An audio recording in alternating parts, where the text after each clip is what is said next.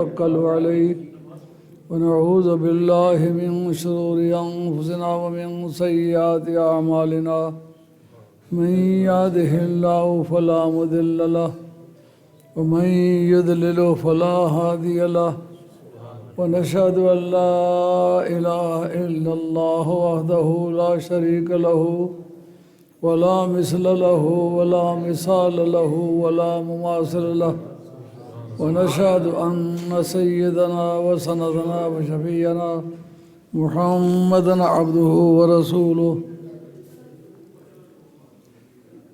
صلى الله عليه وآله وأصحابه وبارك وسلم أما بعد فقد قال الله تبارك وتعالى جل جلاله في القرآن المجيد والفرقان الحميد أعوذ بالله من الشيطان الرجيم بسم الله الرحمن الرحيم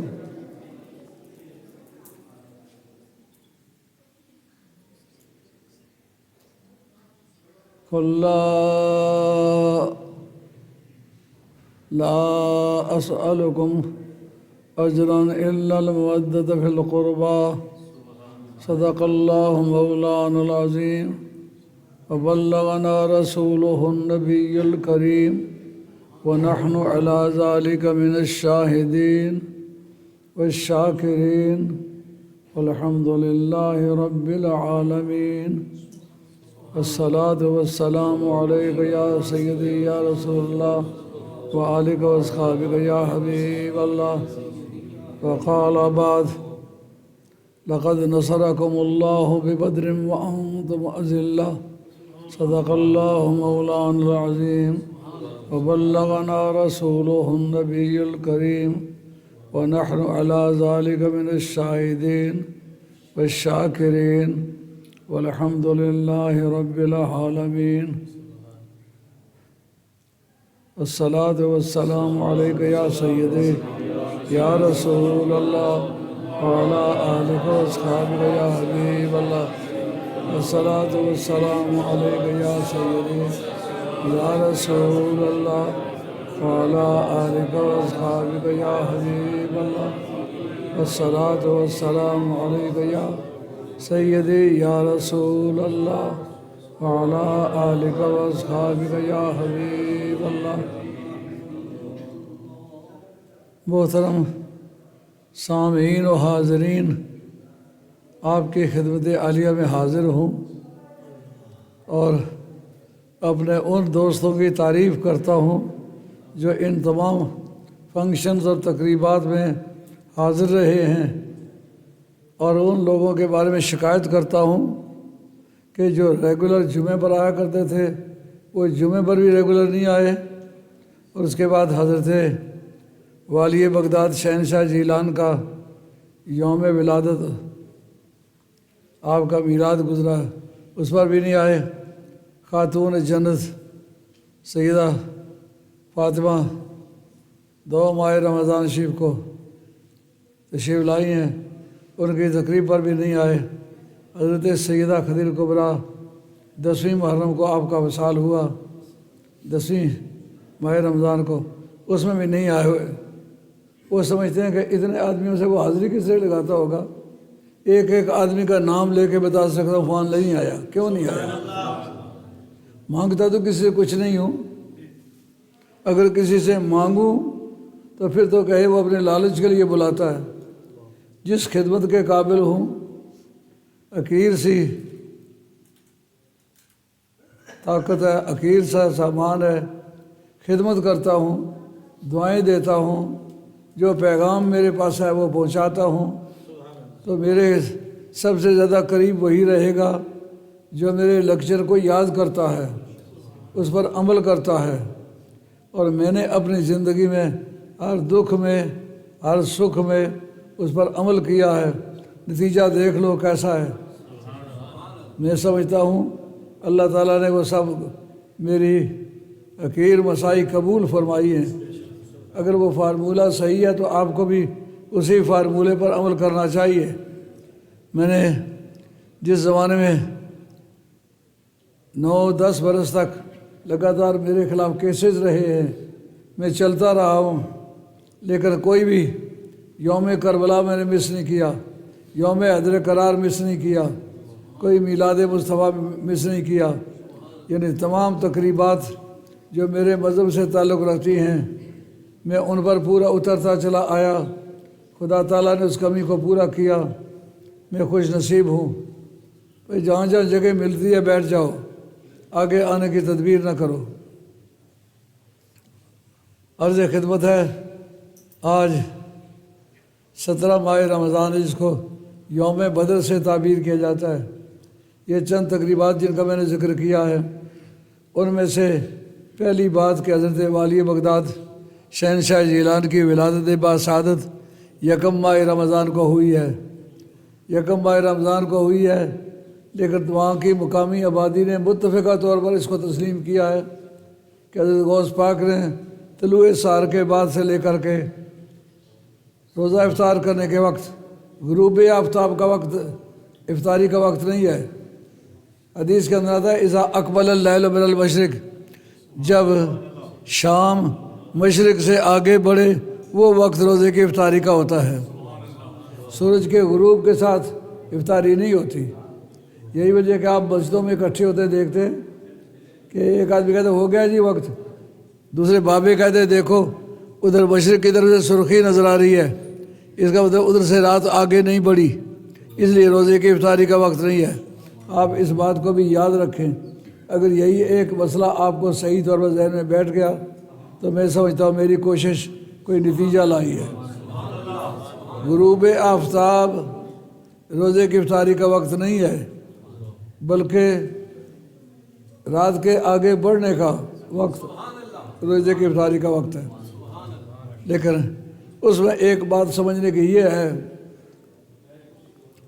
اصولی طور پر یہ جو میاں صاحب معذور ہیں ان کو کرسی دے دو،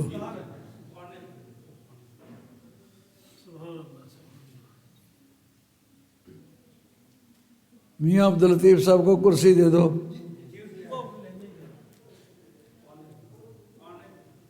عرض خدمت یہ ہے، اصول یہ ہے کہ جس وقت کسی ولی کی کوئی کرامت ہوتی ہے اس کے دائرہ ولایت کا تعین کرتی ہے۔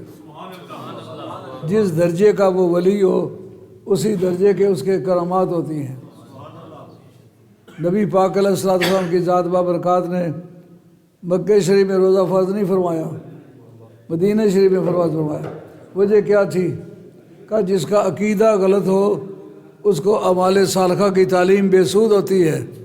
عقیدہ ہی اس کا خراب ہے، اس صورت میں عمل ایگزسٹ ہی نہیں کرتا، عمل مارز وجود میں آتا ہی نہیں۔ تو غوث پاک کا پہلی کرامت جو دکھانا ہے وہ یکم ماہ رمضان کو ہے۔ اس کا مطلب عقائد کی منزلوں سے آگے گزرے تو ماہ رمضان کا آغاز ہوتا ہے۔ تو سرکار بغداد کی جو ابتدائی زندگی ہے ماں کے بطن میں، اس میں وہ عقائد صحیحہ کی کلاس پاس کر چکے تھے، اس لیے آپ نے پھر روزہ جو ہے اس وہاں سے شروع کیا ہے۔ روزہ ایک عالمی حقیقت ہے، ساری دنیا کے لیے روزہ ہے۔ اس کا مطلب جو ساری دنیا کے لیے نبی بن کے آیا اس کی عبادت ساری دنیا پر فرض ہے۔ پھر جو اسی کے دائرے کا ولی ہے اسی دائرے میں اس کی کرامت ظاہر ہوتی ہے۔ اور اسی طریقے سے چند اور باتیں جس میں سرکار کے دائرہ نبوت کا تعین ہوتا ہے۔ مثال کے طور پر سرکار فرماتے ہیں ان اللہ کشف لی الدنیا فانی انظر الیہا و الی ما ہوا کائن الی یوم القیامہ کانما انظر الی کفی ہذہ۔ حضرت عبداللہ ابن عباس اس حدیث کے راوی ہیں اور تمام سیرت کی کتابوں نے یہ بات لکھی ہے۔ امام قسطلانی نے بہت زور دے کر کے لکھی ہے، امام زرقانی نے بہت زور دے کر کے لکھی ہے، اس کی تصحیح کی ہے۔ اور وہ فرماتے ہیں کہ اللہ نے میرے لیے تمام دنیا کو کھول کے سامنے رکھ دیا اور جو کچھ قیامت تک اس میں ہونے والا ہے وہ سارا میرے سامنے رکھ دیا، ایسا رکھا کہ جیسے یہ میرے سامنے ہتھیلی صاف ہے، اس کا کوئی پہلو مجھ سے مخفی نہیں ہے۔ سرکار بغداد فرماتے ہیں نظر تو الی بلاد اللہ جمعاً کخردلۃ علی حکم اتصالی۔ میں خدا کے سارے شہروں کی طرف دیکھتا ہوں تو وہ اس طرح جیسے رائی کا دانہ ہتھیلی پر ہو، یعنی جو دائرہ نبوت کے معجزات ہیں وہی غوث پاک کے دائرہ ولایت کے کرامات ہیں۔ اس کا مطلب یہ ہے کہ یہ دامن ولایت دامن نبوت کے ساتھ وابستہ ہے، جہاں تک نبوت جائے گی وہاں تک کرامت بھی جائے گی۔ اس وجہ سے زیادہ کچھ نہیں کہتا، کیونکہ شام تک وقت تھوڑا ہوتا ہے۔ وقت پر میں آ گیا تھا، لیکن 5 بجے سے لے کر کے روزہ کتنے بجے افطار ہوگا؟ 6:25 پہ 6:25 پہ 1 گھنٹہ ہے، 1 گھنٹہ۔ اچھا، لیکن گھنٹہ تو ہمارے کھانسنے میں گزر جاتا ہے۔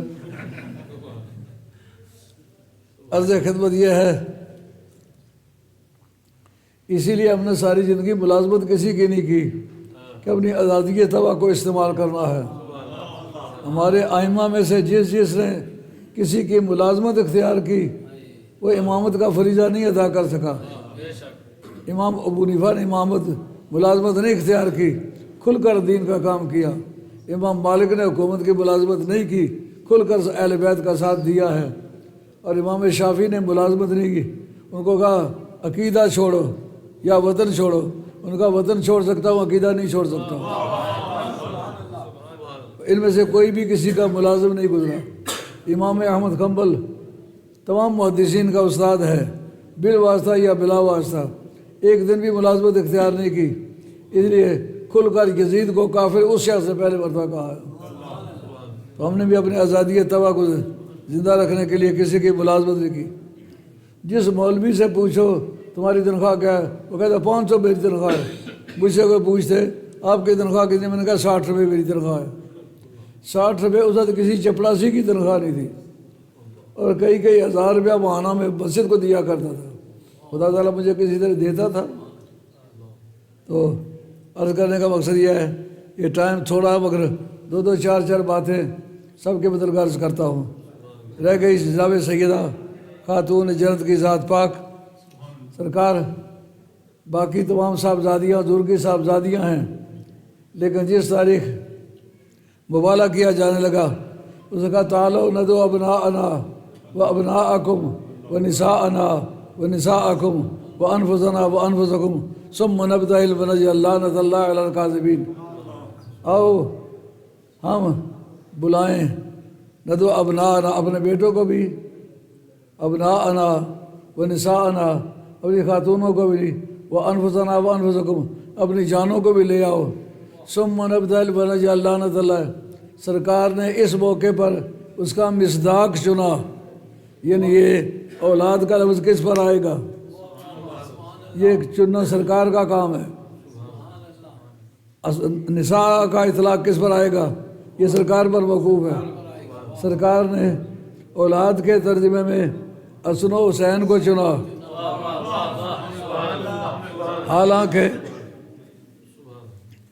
حالانکہ حضور کی باقی صاحبزادیاں ہیں، ان میں حضرت زینب کی صاحبزادی امامہ وہ تھی، ان کو نہیں بلایا، بیٹیوں کو نہیں بلایا۔ یہ 9ویں سال ہجرت کی بات ہے، تو بلایا تو کس کو بلایا، حسنین کریمین کو۔ ایک مرتبہ عباسیہ نے پیچھا ڈالا کہ ہم سرکار کی اولاد ہیں، حضور کے چچے کی اولاد ہیں، تم تو معاذ اللہ کافر کی اولاد ہو۔ یہ جو حضرت ابو طالب کے کفر کا چرچا یہ ان بے ایمانوں نے کیا ہے، جن کا مقصد یہ تھا کہ ہم ان کو بیچ میں سے کاٹیں تاکہ ہمارے مقابلے میں ان کو کوئی خلافت کا حقدار نہ سمجھے، ہمیں خلافت کا حقدار سمجھے۔ اس نے کہا ہم ان کی اولاد ہیں۔ آپ حضرت امام جعفر صادق کو کون بتلائے؟ امام جعفر صادق فرماتے ہیں اگر تیری بیٹی بھی جوان ہو، میری بیٹی بھی جوان ہو، سرکار کو رشتہ کرنے کی ضرورت ہو، کس کے پاس رشتہ مانگنے کے لیے آئیں گے؟ ان کا میرے گھر میں آئیں گے۔ کہا تیرے گھر میں کیوں آئیں گے کہ تو لگتا کچھ نہیں، میرے گھر میں کیوں نہیں آئے گا، اس لیے کہ میں ان کے اولاد میں سے ہوں، اولاد کے ساتھ نکاحی رشتہ نہیں ہو سکتا۔ اس پر آ کر کے رہ گئے۔ انہوں نے کہا کہ بتاؤ آیت مبالغہ میں تمہارے کسی آدمی کو سرکار لے کے گئے، میری ماں کو لے کے گئے اور میرے باپ کو لے کر کے گئے، حسن و حسین کو لے کر کے گئے، اس لیے ہم سرکار کی اولاد ہیں، تم سرکار کی اولاد نہیں ہو۔ اللہ حضر قیاس، کتنی بڑی شہادت ہے۔ سرکار دو عالم علیہ السلام نے فرمایا کہ ان اللہ جعل ذریۃ کل نبی فی صلبہ وجعل ذریتہ فی صلب علی۔ ہر نبی کی اولاد کو اللہ تعالیٰ نے اس نبی کی اپنی پشت میں رکھا ہے، سوائے میری اولاد کے۔ اللہ نے میری اولاد کو علی کی پشت میں رکھا ہے۔ جب یہ بات کہی تو حضرت علی مرتضیٰ کی 19 بیٹیاں اور 14 بیٹے ہیں، تو یہ کافی لمبا سلسلہ ہے۔ ان کو بھی کھجلی ہونے لگی کہ ہم بھی سرکار کی اولاد ہیں۔ ادھر سرکار نے فرمایا کلو بنی امن ینتمون الی عصبتہم والی ابیہم الا ولد فاطمہ الحسن والحسین۔ ہر باپ کی اولاد اس کے، ہر ماں کی اولاد اس کے پگڑی کے رشتہ داروں کی طرف جاتی ہے، باپ کی طرف جاتی ہے، سوائے فاطمہ کے دونوں بیٹوں کے۔ نام لیا حسن کا اور حسین کا کہ باقیوں کو جو کھجلی ہوتی ہے اس کو جانے دو، میری اولاد صرف یہی ہے۔ کتنا بڑا امتیاز ہے کہ سرکار اپنی شرافت نسبی میں کسی کو شریک نہیں کیا۔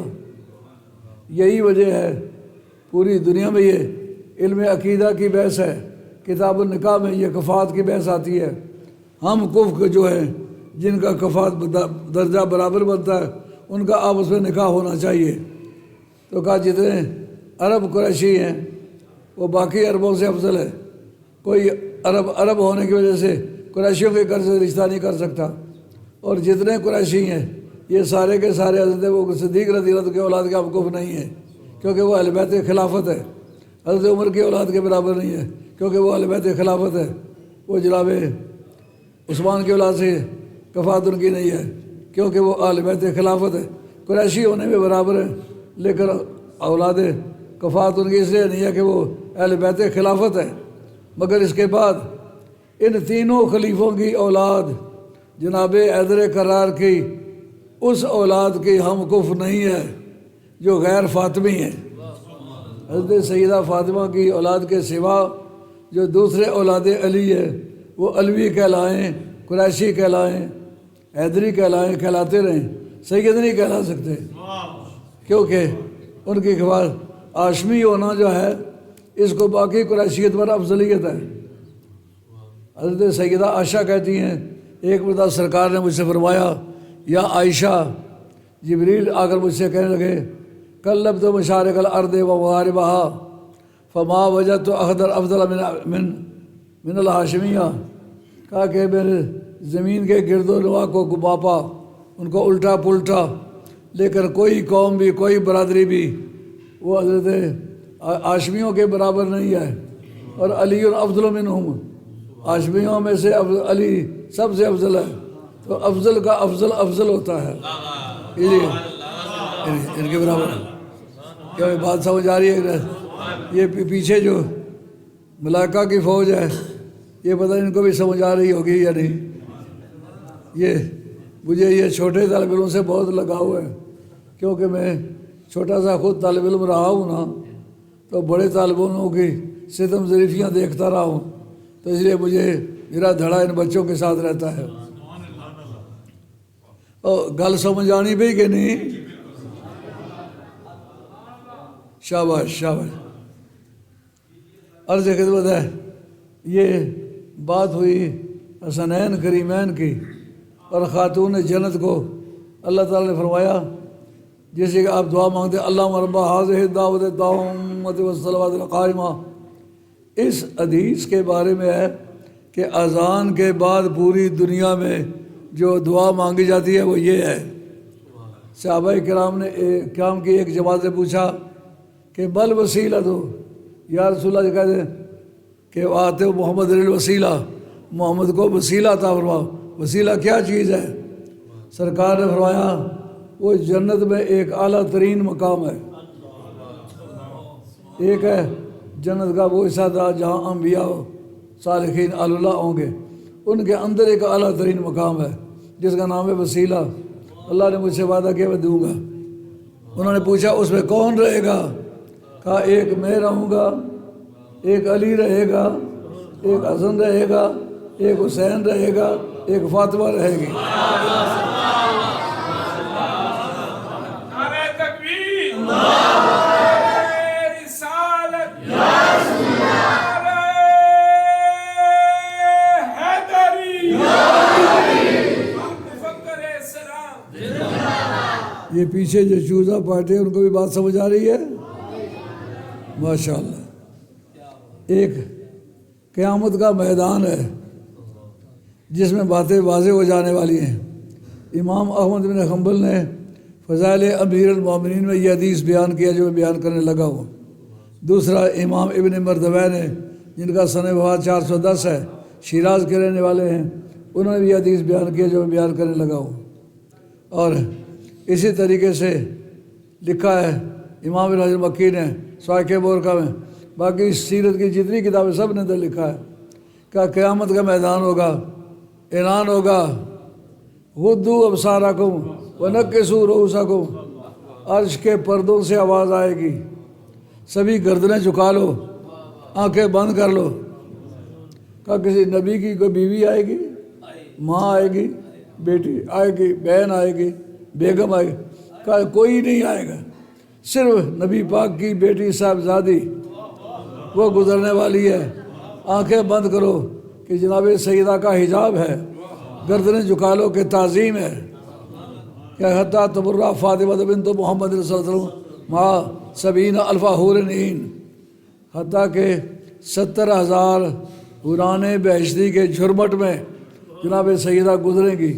قیامت کا یہ منظر کسی نبی کے لیے، کسی ولی کے لیے، کسی غوث کے لیے، کسی کتب کے لیے، کسی پیغمبر کے لیے یہ اعزاز نہیں دیا جائے گا۔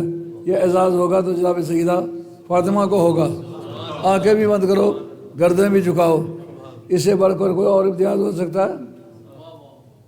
آج کل جو ملک میں ڈنڈے ماری کر کے اقتدار میں آ جائے، اس کی بیگم اس کو کیا کہتے ہیں؟ موجے اول خاتون اول، ہیں، خاتون اول، بہرحال اول کا لفظ اس کے لیے۔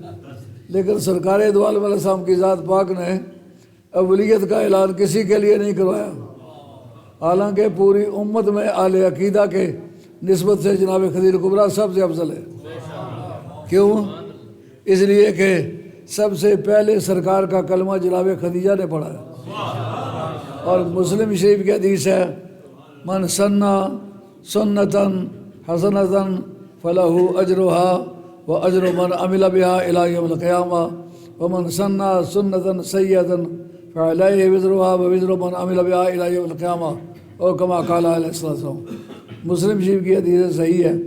فرمایا جو کسی اچھے کام کو شروع کرے، شروع کرنے کا ثواب اس کو الگ ملے گا، اس پر عمل کرنے والوں کو اپنے عمل کا ثواب الگ ملے گا، لیکن ان سب کے برابر اس کو ثواب جائے گا جس نے وہ اچھا کام پہلے شروع کیا ہے۔ جس نے سب سے پہلے سرکار کا کلمہ پڑھا وہ خدیجہ ہے۔ اس لیے پوری دنیا، خواہ وہ خلیفے ہو، خواہ وہ صحابی ہو، خواہ وہ عشرہ مبشرہ ہوں، خواہ وہ حاضرین بدر ہوں، خواہ حاضرین احزاب ہو، خواہ وہ صلح حدیبیہ کے صحابہ کرام ہوں، کوئی بھی ہے، وہ سب شاگرد حضرت خدیجہ کبریٰ کے۔ قیامت کے میدان میں یہ ان کے لیے اعلان نہیں ہوگا، خاتون جنت کے لیے اعلان ہوگا۔ علماء کرام ایک بات یاد رکھ لیں کہ یہ عقیدے کا مسئلہ ہے۔ ہر نبی کی بیٹیاں اس کی بیویوں سے افضل ہوتی ہیں۔ یہ سن کر بڑی حیرت ہوگی، نبی کی بیویوں سے نبی کی بیٹیاں افضل ہوتی ہیں۔ بات سمجھ آ رہی ہے؟ کیوں افضل ہوتی ہیں؟ کہتا ہے بیوی خواہ کتنی زمانہ اس کے ساتھ رہے، وہ اس کے ہم نسب نہیں ہوتی، بیٹی باپ کے ہم نسب ہوتی ہے۔ نبی کی بیٹیاں ان کی نسب نبی والی ہے، بیویوں کی نبی، کیونکہ وہ جزو بدن ہے۔ سرکار نبی کا جزو بدن اس کی بیویوں سے یقیناً افضل ہے۔ یہ علم عقیدہ کا مسئلہ ہے۔ ہمیں بڑی مدت کی جستجو کے بعد یہ بات سمجھ میں آئی ہے کہ نبی کی بیٹیاں نبی کی بیویوں سے افضل ہوتی ہیں۔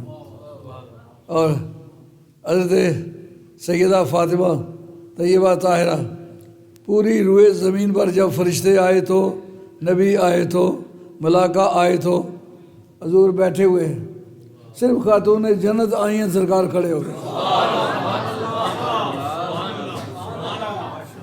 جس کے لیے قیام تعظیمی ثابت ہے۔ تعظیم دینے کے لیے کھڑا ہونا وہ صرف خاتون جنت ہے۔ اب ہے اس میں کسی کی بحث؟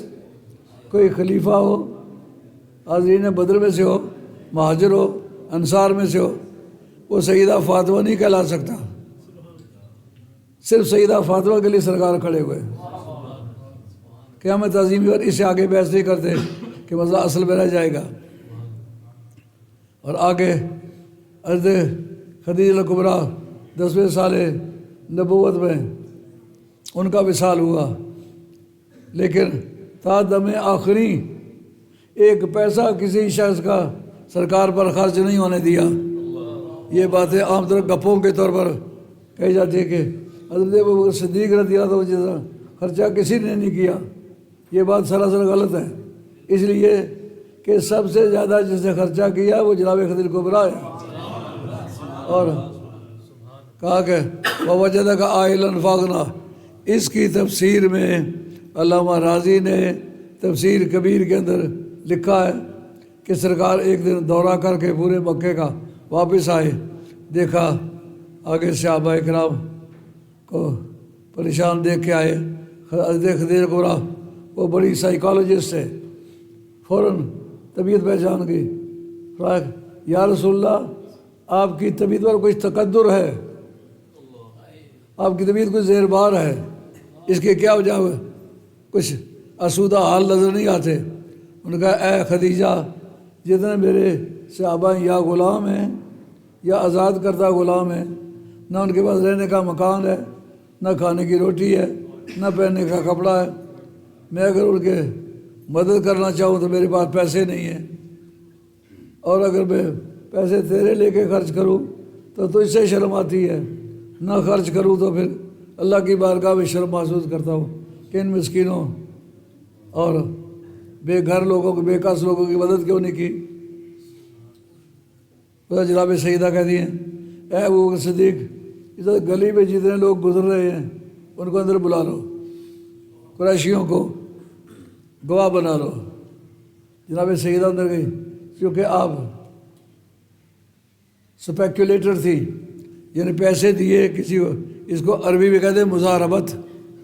مزاربت اس بات کا نام ہے میں آپ کو پیسے دوں، آپ محنت کریں، تجارت کریں، جو نفع حاصل ہو وہ آدھا آدھا یا کسی نسبت میں بانٹ لیں، اس کا نام ہے مزاربت۔ انگریزی میں اس کو کہتے ہیں اسپیکولیشن۔ تو بہت بڑی تاجرہ تھی، جا کر کے اشرفیاں لا کر کے، اشرفی 15 روپے کی 15 درہم کی سمجھی جاتی تھی۔ اس وقت کا سٹرلنگ کوائن جو تھا رائج الوقت سکہ وہ درہم تھا، 15 درہم ملائیں تو 1 دینار بنتا تھا، اسی کو اشرفی بھی کہتے ہیں، وہ سونے کا سکہ تھا۔ جناب سیدہ اندر جا کے پیسے لے کے آتی ہیں اور لا کے سرکار کے سامنے رکھتی ہیں۔ ایک طرف ابوبکر صدیق بیٹھے ہوئے، دوسری طرف باقی جو گلی میں گزرے جا رہے تھے وہ بیٹھے ہوئے۔ جناب سیدہ نے اتنی اشرفیاں ڈھیر کی کہ میں ان کو نہیں دیکھ سکتا اور وہ مجھے نہیں دیکھ سکتے۔ یہ تو اس وقت ہو سکتا ہے جب ٹنوں کے حساب سے اشرفیاں ہوں۔ اتنی مالیت کا آدمی شان ایران بھی نہیں تھے، ایران کے بادشاہوں کے پاس اتنا پیسہ نہیں تھا جتنا جناب خدیجہ کبریٰ کے پاس تھا۔ اس وقت کہتی ہیں کہ یا رسول اللہ، یہ مال آپ کا ہے، آپ چاہیں تو تقسیم کر دیں، چاہیں تو آپ اپنے پاس رکھ لیں، اس کا میرے ساتھ کوئی تعلق نہیں، آپ اس کے مالک ہیں۔ اب دیکھنا ہے کہ جناب ابوبکر صدیق رضی اللہ عنہ کی کل مالیت کتنی تھی۔ امام جلال الدین سیوطی نے تاریخ الخلفاء میں نقل کیا ہے کہ اس وقت آپ کے پاس جتنا سرمایہ تھا وہ 40,000 درہم تھا، جو انویسٹڈ تھا، جو کاروبار میں لگا ہوا تھا۔ جس کے پاس خالص پیور رقم صافی تھی وہ صرف خدیجہ کبریٰ تھی، اور انہوں نے وہ ڈیروں کے حساب سے پیش کی، اور سرکار نے وہ لے کر اسی وقت صحابہ میں تقسیم کر دی۔ اس پر اورینٹیلسٹ نے ایک اعتراض کیا تھا کہ سرکار نے ایک امیر عورت سے شادی اس لیے کی کہ کہ اس کے پیسے کے ذریعے سے آپ اپنی غربت دور کریں، لیکن جو ہی وہ پیسہ ملتا گیا ایک لمحہ گزارے بغیر اپنے تمام صحابہ میں وہ تقسیم کر دی۔ اسے ثابت کر دیا کہ سرکار نے دولت کے لیے ان سے شادی نہیں کی تھی، بلکہ ان کی خدا پرستی کی وجہ سے ان سے شادی کی تھی۔ جس نبی پاک علیہ السلام نے ہجرت فرمائی، حضرت ابوبکر صدیق کی ذات پاک نے اپنا کل سرمایہ سرکار کے مشن پر خرچ کیا، مگر ہجرت کے بعد، اور وہ کل کتنا تھا؟ 40,000 درہم۔ اب اس کا کیا مقابلہ جناب خدیجہ کبریٰ کے ساتھ؟ خدیجہ کبریٰ وہ خاتون ہیں جن کی شان میں سرکار دو عالم علیہ السلام نے یہ باتیں ارشاد فرمائیں کہ حضرت خدیجہ کبریٰ سب سے پہلا مسلمان ہے، سب سے پہلا مسلمان قیامت کے میدان میں ہوگا، لیکن ان کی موجودگی میں سیدہ فاطمہ کا اعلان ہوگا۔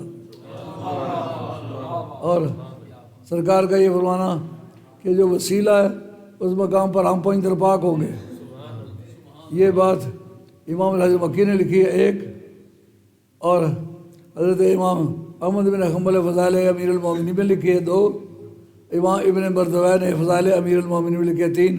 معتبرات کے اندر موجود ہے، اگر کسی کو اعتراض ہے ہم اس کے ساتھ بات کرنے کے لیے تیار ہیں۔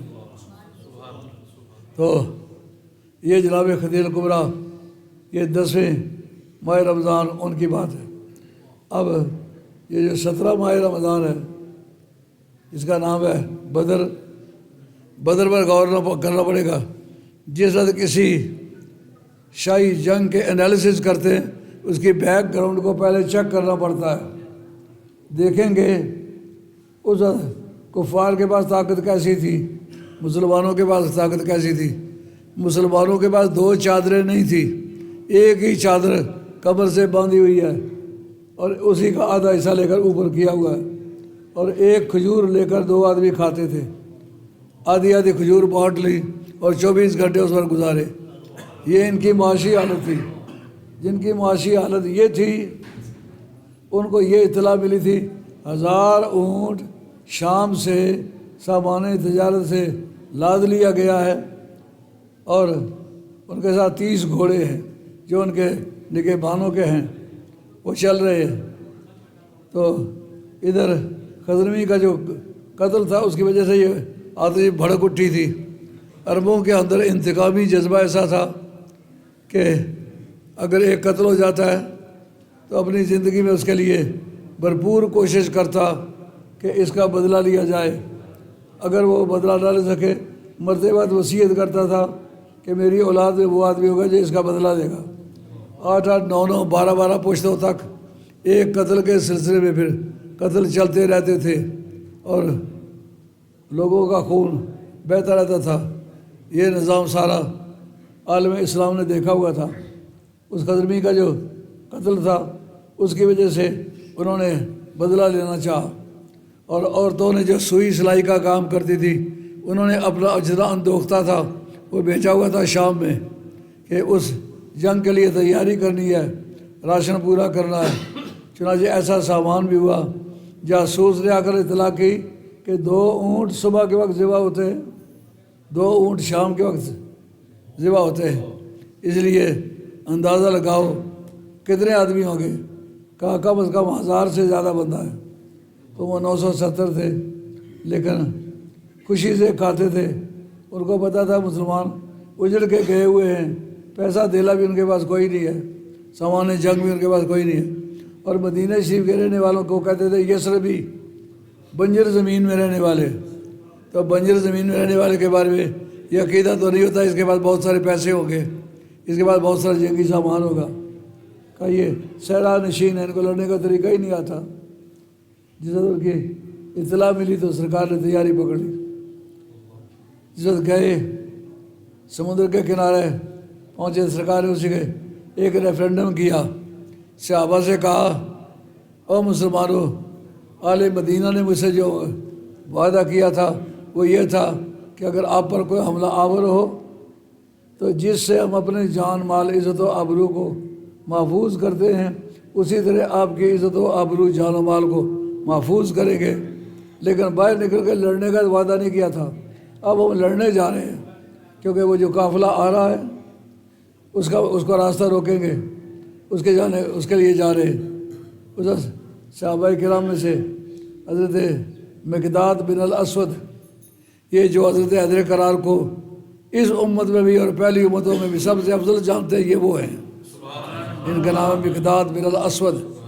میں نے اپنی کتاب ضبط التحقیق میں 55 آدمیوں کے نام گنوائے، ان میں ایک یہ بھی ہے، مقداد بن الاسود۔ انہوں نے کہا یا رسول اللہ، ہم قوم موسیٰ نہیں ہیں، وہاں سے وہ جو مقام ہے جس جگہ یہودیوں نے کہا فَذْهَبْ أَنْتَ وَرَبُّكَ فَقَاتِلَا إِنَّا هَاهُنَا قَاعِدُونَ، تو جا اور تیرا خدا جائے، جا کے لڑو، ہم تمہارا تماشا دیکھیں گے۔ مقداد بن الاسود جو علی کا چاہنے والا تھا، بزدل تو وہ نہیں تھا نا۔ انہوں نے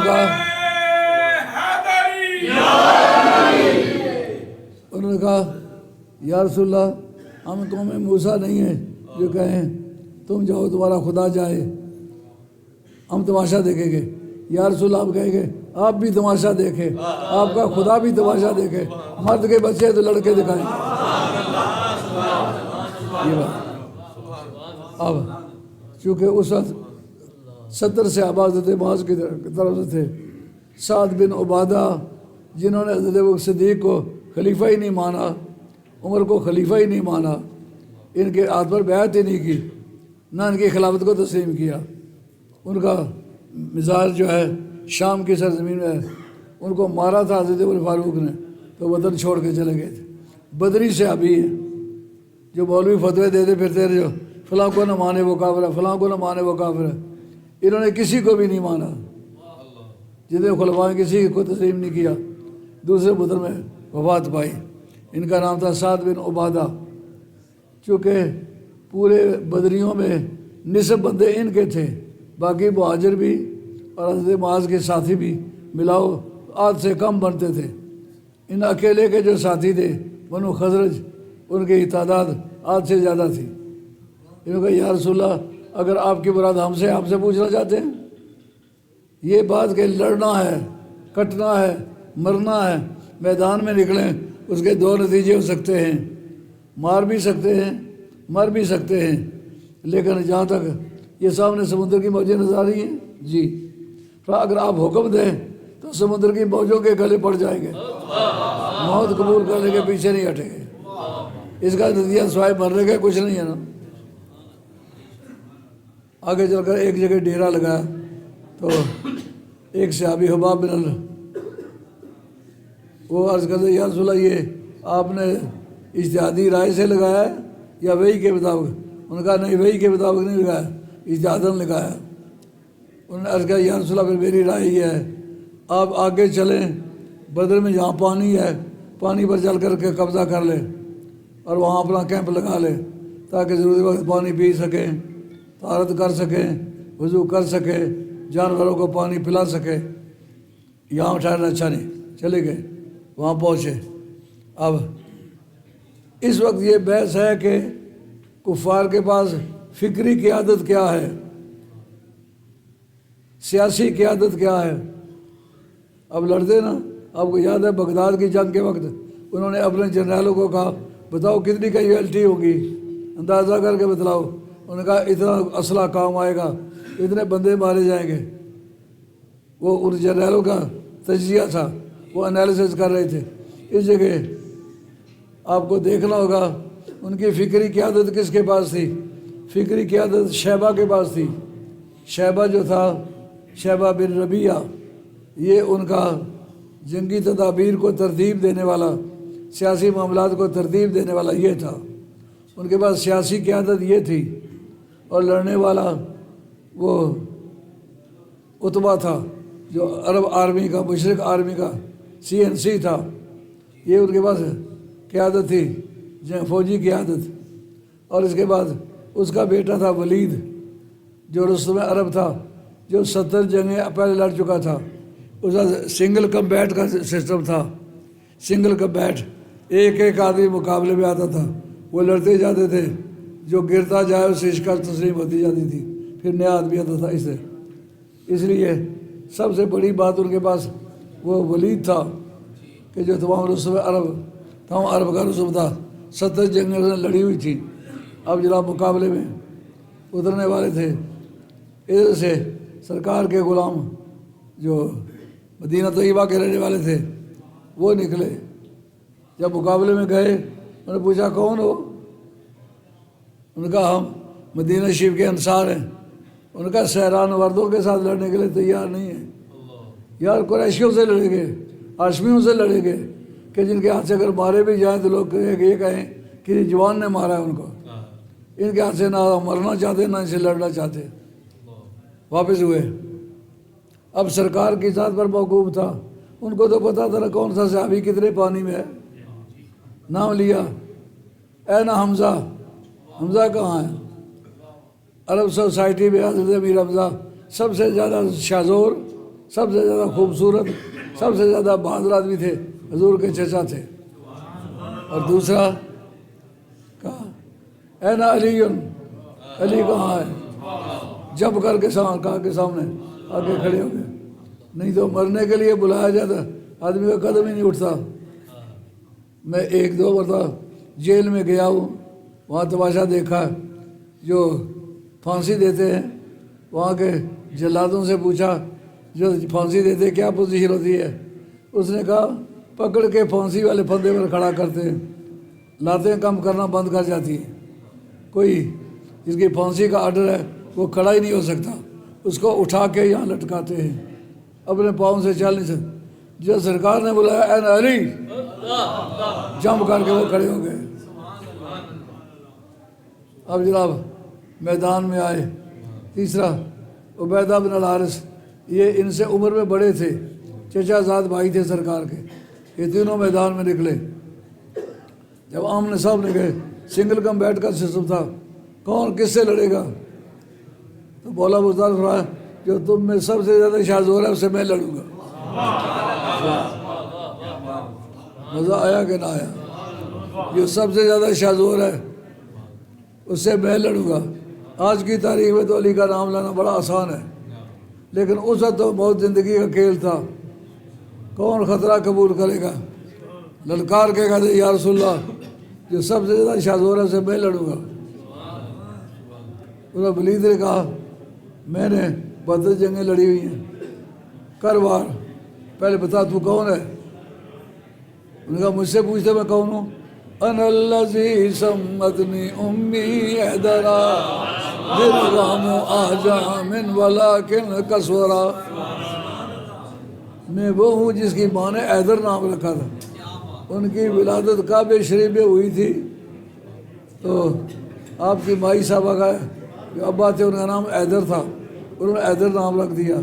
جناب ابو طالب نے کہا نہیں حیدر نہیں نام رکھیں گے، علی نام رکھیں گے۔ تو جناب حیدر قرار شیر خدا رضی اللہ عنہ کے ابا جی نے آپ کا نام علی نام رکھا۔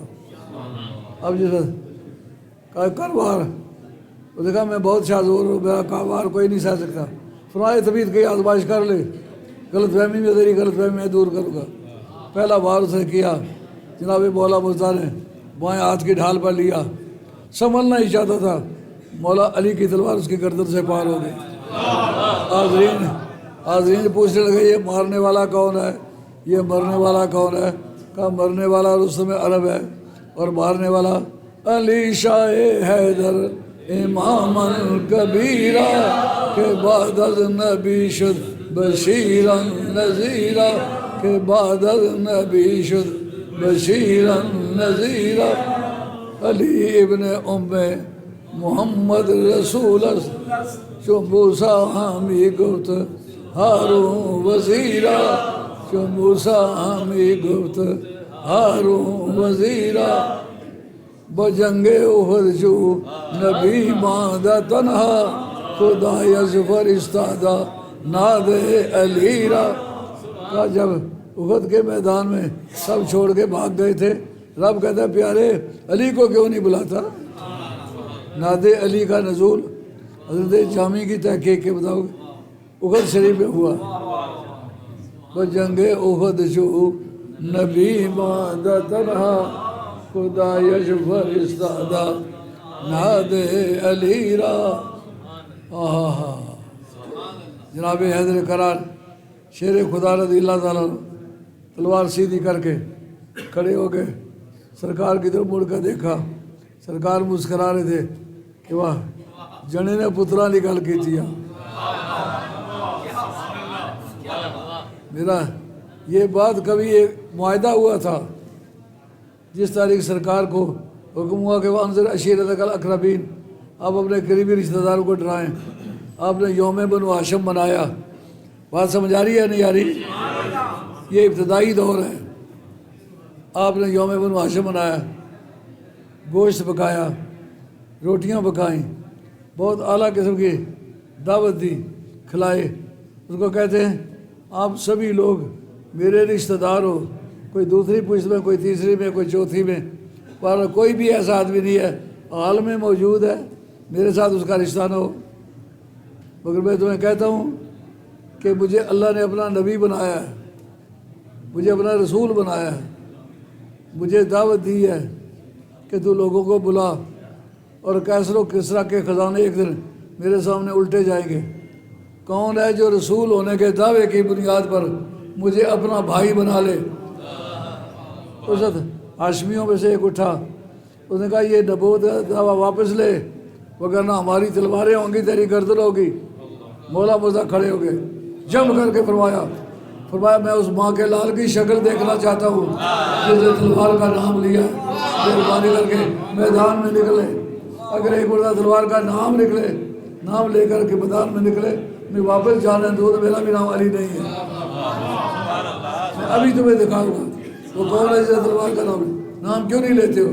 اب جناب کوئی شخص تلوار کا نام نہیں لیتا۔ انا اخوک یا رسول اللہ، یہ جو آپ نے دعویٰ کیا اس بنیاد پر میں کہتا ہوں میں آپ کا بھائی ہوں۔ تلوار ساتھ لہرائی، فرمایا یہ علی کی تلوار آپ کے ساتھ ہوگی، ان میں سے کوئی آپ پر تلوار نہیں چلا سکے گا۔ وہ جو معاہدہ کیا ہوا تھا نا، یہ آج اس کو پورا کرنے کا وقت تھا۔ سید کول وفادہ آ رہی ہے نا، جرا منہ سے نکلے کبار جاوے۔ سبحان اللہ۔ مولا مرزا نے وہ جو وعدہ کیا تھا، اب جناب امیر حمزہ، حضور امیر حمزہ، ان کا دین عشق رسول کی ترجمانی تھی۔ ایک مرتبہ آپ شکار سے واپس آئے، دیکھا سرکار کی پٹیاں باندھ رہے، پیشانی سے خون نکل رہا ہے۔ پوچھا اے محمد یہ بتا یہ خون کیوں نکلا ہے؟ ان کا ابو جہل نے مجھے کمان ماری ہے۔ آپ جوش میں آ گئے، ان کا ایک عبداللہ ہی مرا ہے نا، ہم سارے تو نہیں مر گئے۔ اس کی ایسی تیسی جو تجھے مارے، حمزہ بھی زندہ ہو تو مارنے والا بھی زندہ ہو، نہیں دونوں اکٹھے نہیں ہوں۔ آپ وہ شکاریوں والا لباس بدلا نہیں، سیدھے چلے گئے حرم کے اندر کھڑے ہو کے اس کو للکارتے۔ حالانکہ حرم میں کھڑے ہو کر کسی کو دعوت مقابلہ دینا یہ ناجائز ہے۔ انہوں نے اس کا دھیان نہیں کیا کہ یہ عربوں کی عادت اور عقیدہ کے خلاف ہے۔ کہا مارے محمد کو، میں پھر مسئلے تلاش کرتا پھروں؟ نہیں، اگر وہاں کا دودھ پیا ہے میدان میں نکل۔ ابو جہل کھڑا ہو گیا، انہوں نے کہا تو محمد کو مارا ہے؟ کہ جی مارا ہے۔ کیوں مارا ہے؟ بہت اچھا کیا جو مارا ہے۔ اب جان سوال میں آ گیا ہوں، میرا نام امیر حمزہ ہے، میں اس کا چچا ہوں۔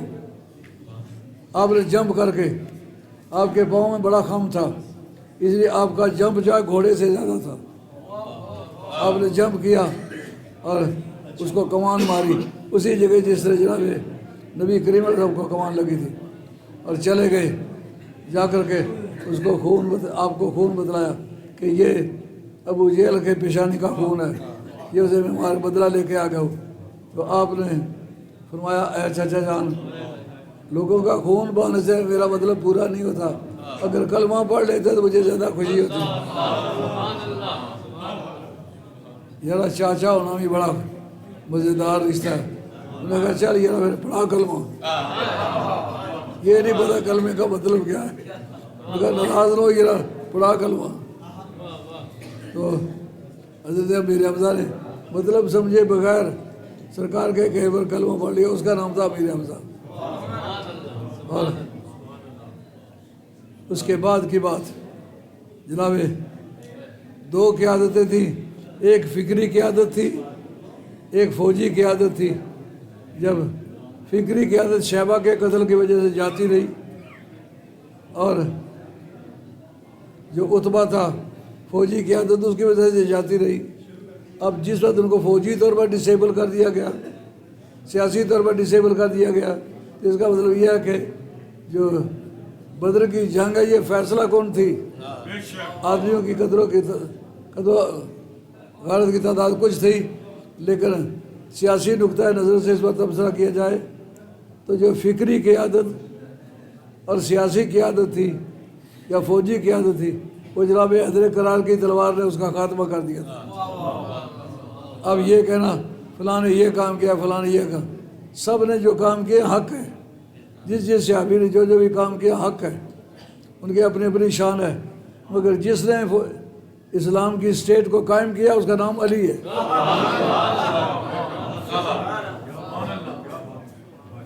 اگر کوئی آدمی اپنے دھڑے سے کوئی بات کرے، دھڑے سے باتیں ہوتی رہی ہیں، اس کا انکار نہیں کیا جا سکتا۔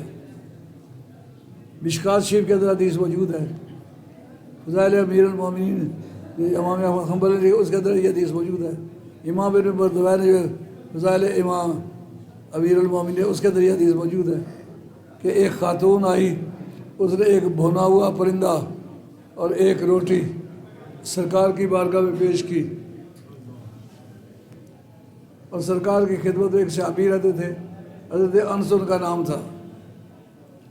سرکار جب تشریف لائے اس وقت ان کی عمر 14 برس تھی، 10 سال لگاتار حضور کی خدمت میں رہے، صحابی ہیں، چوٹی کے آدمی ہیں۔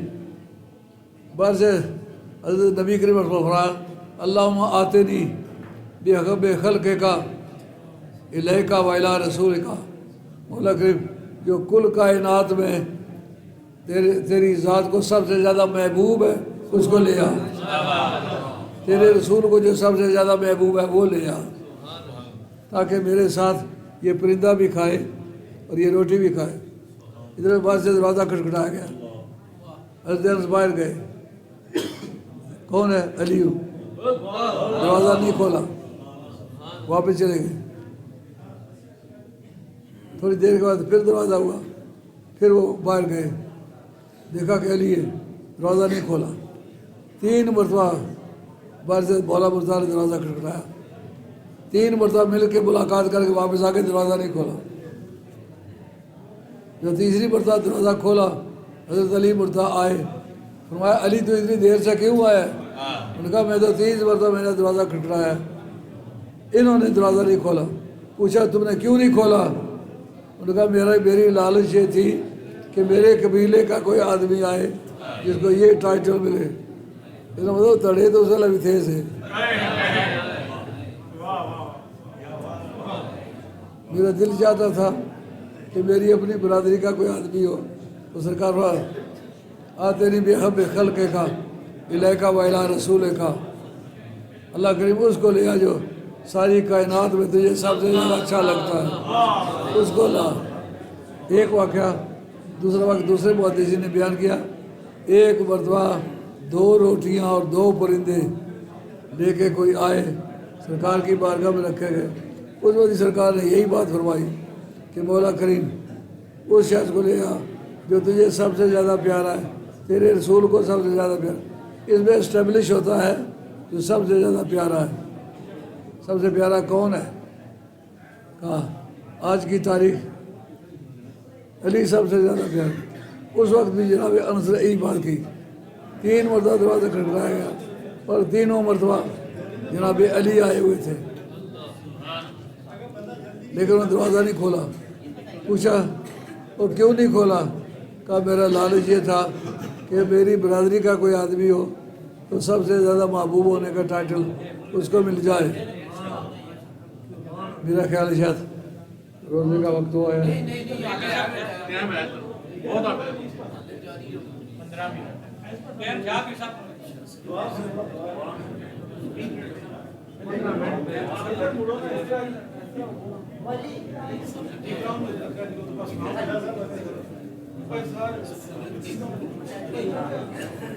جی بھی صاحب جب آپ گفتگو فرماؤ 10 منٹ فرماؤ نا، اصل سامان آپ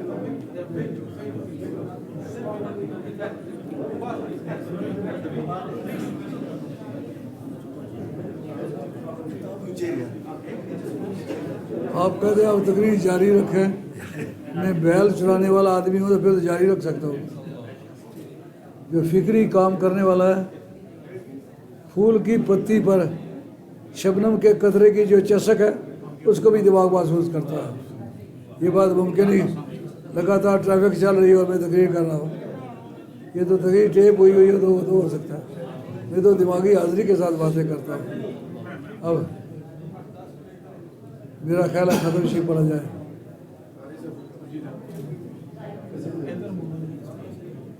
وہی بیٹھ کے ختم پڑھ لو، بیٹھ جاؤ. أعوذ بالله من الشيطان الرجيم. بسم الله الرحمن الرحيم. لا يستوي أصحاب النار وأصحاب الجنة. أصحاب الجنة هم الفائزون. لو أنزلنا هذا القرآن على جبل لرأيته خاشعا متصدعا من خشية الله. وتلك الأمثال نضربها للناس لعلهم يتفكرون. والله الذي لا إله إلا هو عالم الغيب والشهادة هو الرحمن الرحيم. والله الذي لا إله إلا هو الملك القدوس السلام المؤمن المهيمن العزيز الجبار المتكبر سبحان الله عما يشركون.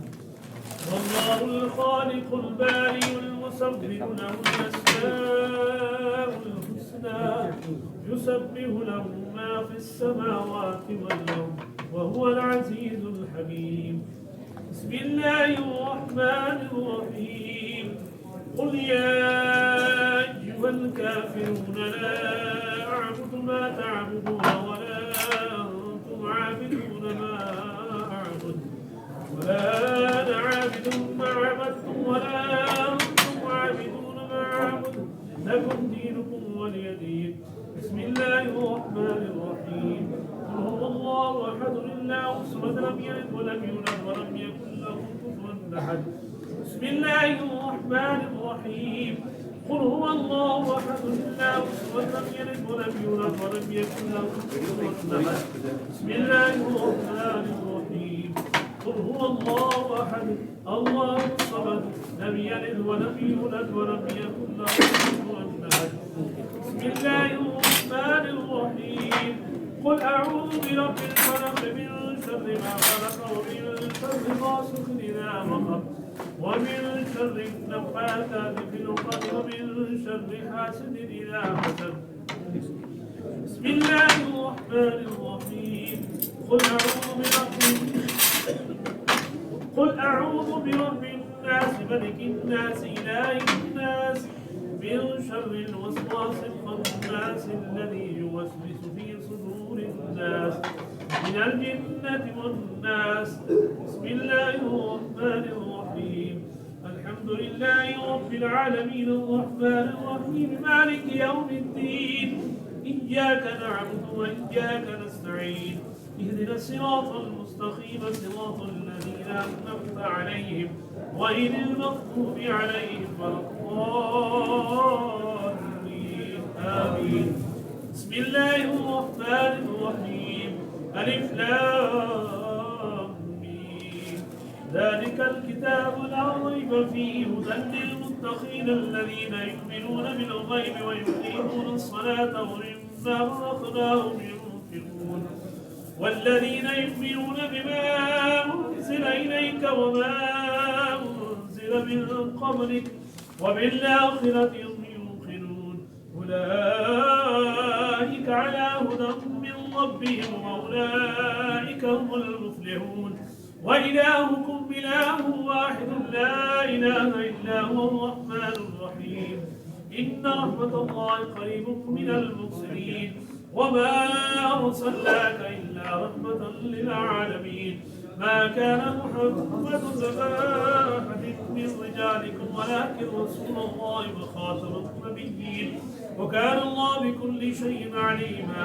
إن الله وملائكته يصلون على النبي يا أيها الذين آمنوا صلوا عليه وسلموا تسليما. اللهم صل على سيدنا ومولانا محمد وعلى آل سيدنا ومولانا محمد وبارك وسلم عليه.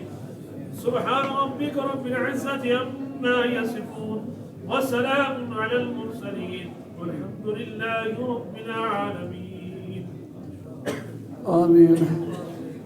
الحمد لله رب العالمين والعاقبة للمتقين والصلاة والسلام على رسول الله محمد وعلى آله وسلم. مولا کریم جو آیات طیبات احادیث نبویہ اور کلمات پر میں خود پڑھے ہیں، میرے دوستوں نے پڑھے ہیں، جتنی چیزیں روزہ افطار کرنے کے لیے پیش کی گئی اپنی بارگاہ میں منظور و مقبول ہوا اور ان کا ثواب جناب محمد رسول اللہ صلی اللہ علیہ وسلم پر حقوق کے ساتھ ہوا. تمام انبیاء و مرسلین علیہ السلام کے بارے مقدس کے ساتھ ہوا. نبی پاک علیہ السلام کی تمام آل بیت، ازواج مطہرات، بنات طیبات، اولاد امجاد، حسین کریمین، خاتم النبیین، مولا مرتضی شہیدان دشت کربلا کے ارواح مقدس کے ساتھ ہوا. اور تمام زمرہ اولیاء اللہ کے ارواح مقدس کے ساتھ ہوا. بالخصوص حضرت غوث پاک پیروں کے میر تسکین و سبحانی خواجہ غریب نواز سلطان الہند سرکار، دادا گنج بخش علی اجمیری، شیخ شہاب الدین سروردی، سید بہاؤالدین نقشبند شہنشاہ بخارا اور دیگر تمام سلاسل اولیاء اللہ کے ارواح مقدس کے ساتھ ہوا. بالخصوص خواجہ خواجگان سید السادات پیر میر علی شاہ صاحب گول نبی رحمۃ اللہ علیہ اور کے باو اجداد اولاد اجداد کے ارواح مقدس کے ساتھ ہوا. خواجہ سید میر جماعت علی شاہ صاحب محدث علی پوری، جماعت علی شاہ صاحب ثانی اللہ ثانی، پیر حیدر علی شاہ صاحب جلال پوری اور خواجہ محمد قاسم بوڑوی، خواجگان کم کول شیر سید حیات شاہ صاحب پناکوی رحمۃ اللہ علیہ، حیدر شاہ صاحب پناکوی رحمۃ اللہ علیہ اور خواجگان سعادات توری شریف کے ارواح مقدس کے ساتھ ہوا. کل روئے زمین و زدر میں قادری، چشتی، نقشبندی، سہروردی، شاذلی، بدوی، سنجانی، خلقی، اشتاریہ، درکاریہ، ددلاریہ، قوریہ، ویسیہ، ملامتیہ، تمام ثلاثہ اولیاء اللہ کے ارواح مقدس کے ساتھ ہوا. اور اللہ کریم اپنے فضل سے مہربانی فرما آج کے کار خیر کے ساتھ اولیاء خواجگان ٹانگری شریف، خواجہ محمد فاضل صاحب، خواجہ محمد علی صاحب، خواجہ حیات صاحب، خواجہ نور عالم باولی شریف اور خواجگان ہتھیار شریف، تیرا شریف، چرا شریف، چورا شریف، چرا شریف اور حسان شریف کے اولیاء اللہ کے ارواح مقدس کے ساتھ ہوا. اور خواجگان بغال شریف، خواجہ محمد یعقوب صاحب، خواجہ عبد الرحمٰن صاحب، خواجہ محمد آصف صاحب، خواجہ عثمان دامانی، خواجہ دوست محمد گنداری، خواجہ احمد سعید مدنی، خواجہ مرزا مدنی جان جانا، قاضی صلی اللہ صاحب پانی پتی پڑھا دیتے مولا غلام قادر بدائیونی، فضل خیر آبادی، فضل امام خیر آبادی، سید لاڈ حسین شاہ صاحب گلبرگہ شیوال کے ارواح مقدسہ شریف رحمہ اور مولانا ٹوک میکی والے بزرگان جو بارگاہ صاحب مولا، یہ بھی اسیران ہیں کالا پانی کے اسیروں میں سے جن میں خواجہ فضل خیر آبادی کے ساتھ قید کاٹی، یہ بھی ساتھ تھے جہاں خواجہ گولوی رحمۃ اللہ کو زمانہ پڑا بھی ہے. اور اے اللہ کل روز میں جتنے میرے باپ دادے کے ہاتھ پر بیٹھ ہوئے ثابت قدم رہے ان کے ارواح مقدسہ کے ساتھ ہوا. اور جس وقت میں طالب علم بنا سب سے پہلے 15 دن لگاتار کھانا جس نے پیش کیا مائی عجائب جان علی پور کے رہنے والی، اسکول میں چھٹیاں تھیں، حضرت صاحب نے مجھے چھوڑا کہ ان سے کچھ پڑھ لو. وہ جتنے دن میں ٹھہرا ہوں اس مائی کا نام مائی عجائب جان ہے، میں تمام خطبوں میں اس کا نام لیتا ہوں.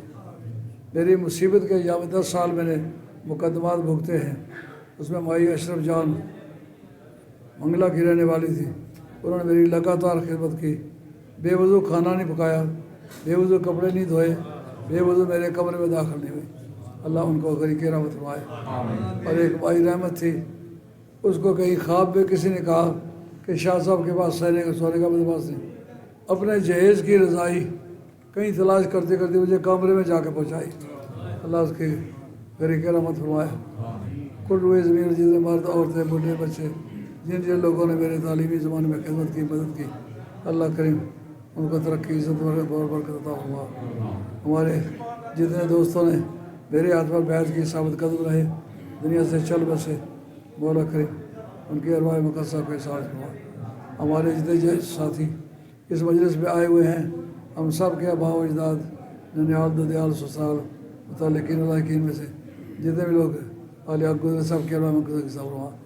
سعادات مہرہ میرے خاندان کے مہرہ سیدہ، سعادات مہرہ سید چنگ سیدہ، آڑی سیدہ، صدر سیدہ، لونا سیدہ، یہ میر شاہ بامری علی سرکار سیدہ اور طوطا سیدہ اور کنوا سیدان، پگاڑی گلا سیدان، امیر گالا سیدان، خرد سیدان، بڑا شیر شاہ سیدان، پرانے میر پور کے جو بانی ہیں سید نور علی شاہ، وہ ہمارے خاندان کے بزرگ ہیں، سب کے ارواح مقدسہ کے ساتھ ہوا۔ کل روئے زمین پر جتنے بھی نبی پاک علیہ السلام کے کلمہ کو گزرے سب کے ارواح مقدسہ کے ساتھ ہوا۔ آج کے اس اجتماع میں جتنے بھی لوگ نیک نیتی اور محبت کے ساتھ شامل ہوئے ہیں، جس کا جو بھی کوئی نیک مقصد ہے اللہ کریم پورا فرما، سب کی مشکلیں آسان فرما۔ جو بے اولاد ہیں ان کو اولاد نعمت عطا فرما، جو بے روزگار ہیں باوقار روزگار عطا فرما، رزق روزی میں برکت فرما، پاکستان کے اندرونی بیرونی حالات خوشگوار فرما، دشمنان پاکستان کو ذلیل و خوار فرما، کشمیر کو مکمل آزادی عطا فرما، آزادی کشمیر کے راستے کی رکاوٹیں دور فرما، اندرون ہندوستان بسنے والے مسلمانوں کو ہندو مظالم سے نجات عطا فرما، لیکن مسلمانوں کو مظالم سے نجات عطا فرما، اور فلسطینی مسلمانوں کو اسرائیل پر غلبہ عطا فرما، ترکیہ اور باقی ملکوں کے مسلمانوں کو اتفاق نصیب فرما۔ اے اللہ پاکستان کو تیل اور گیس کے بارے میں خود کفیل فرما، ہمارے عالم اسلام کا بول بالا فرما، اولیاء اللہ کے نظام خانقاہی کو تازہ زندگی عطا فرما۔ اے اللہ پاکستان میں مذہب اہل حق اہل سنت والجماعت کو بالا دستی عطا فرما۔ صلی اللہ علیہ وسلم۔